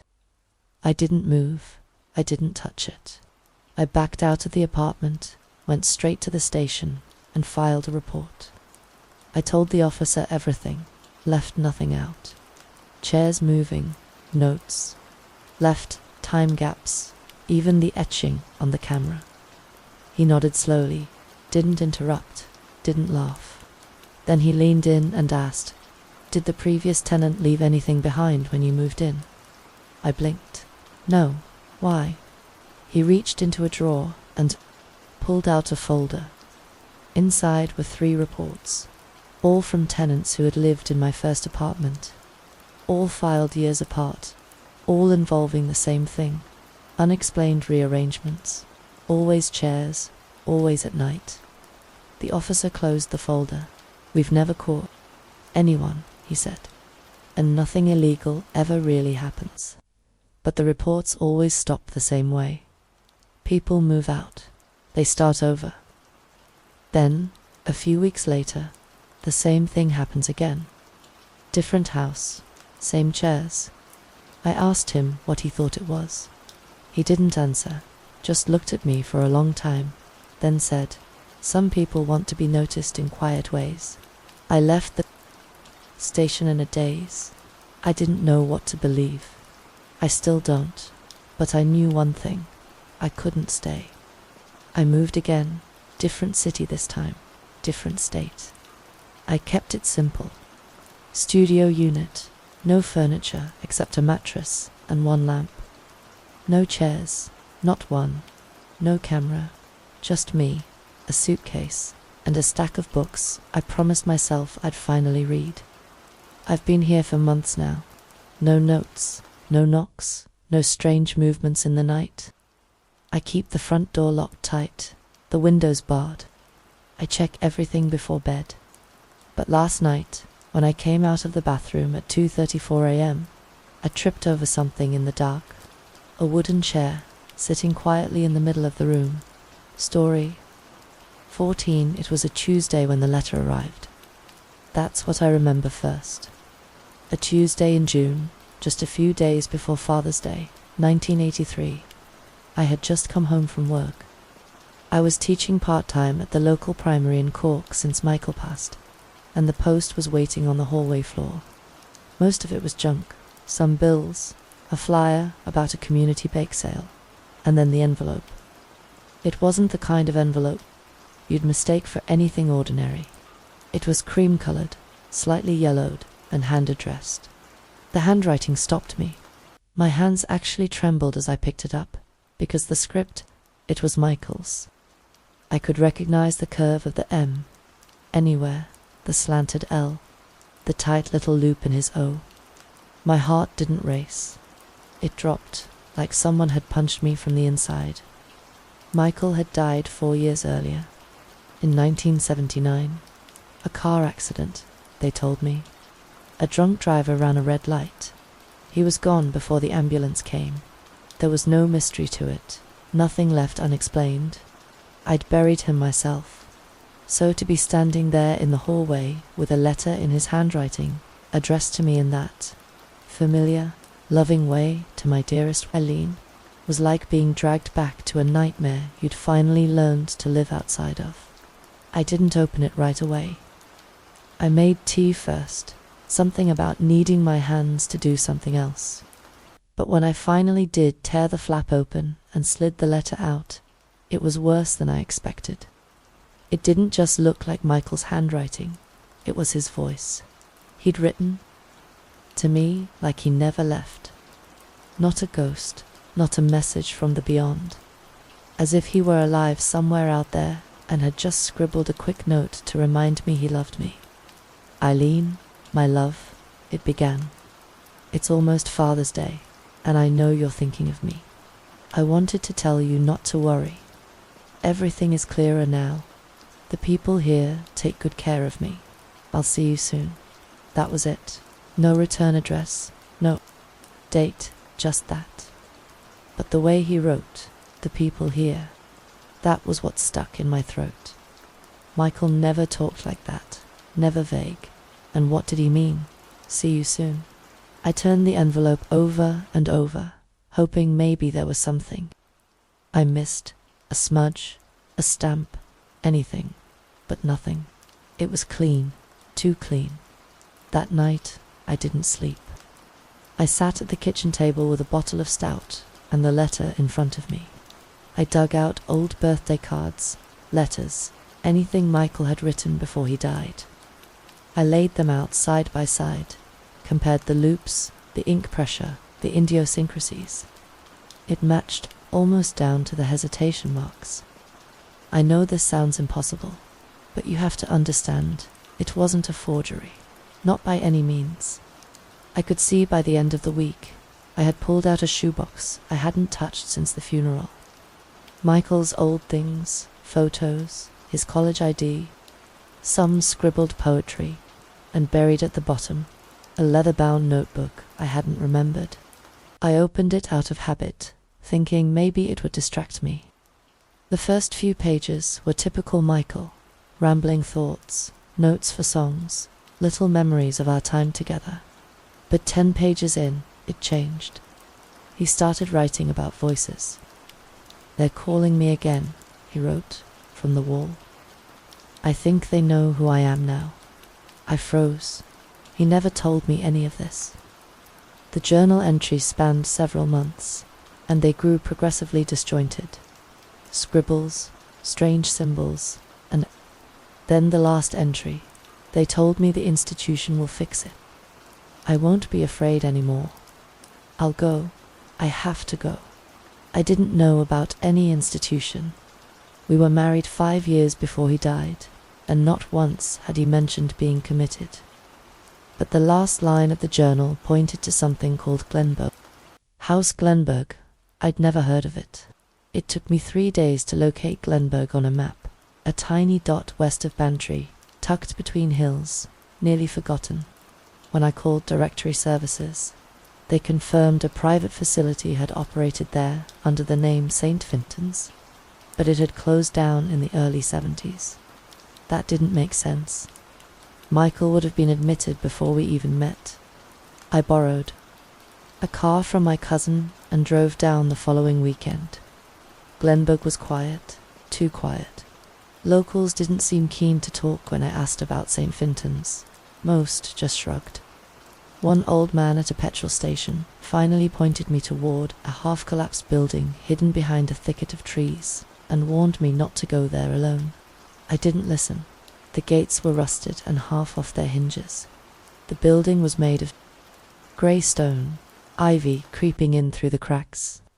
It wasn't locked.